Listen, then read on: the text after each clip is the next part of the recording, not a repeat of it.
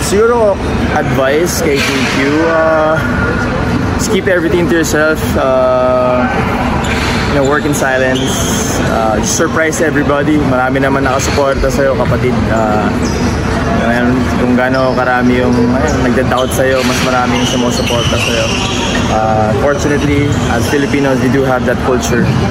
But for him, keep your head down, keep his mind right, focus on the good things. The less you talk, the less people would know. So if ever you do succeed, you just surprise them. Yun lang yun. That's one thing I've learned probably growing up and being more mature. Alam ko years back na yung experience mo, pero usually paano ba yung nagiging process doon? I mean, to be honest, it's really a difficult process. Sometimes in life, you just think everything's easy. People forget the hard work that a lot of other players put in, hindi lang naman yung mga Pilipino. But ayun na, it's a tough situation, but knowing KQ is a competitor, he's gonna continue to fight and prove everybody wrong.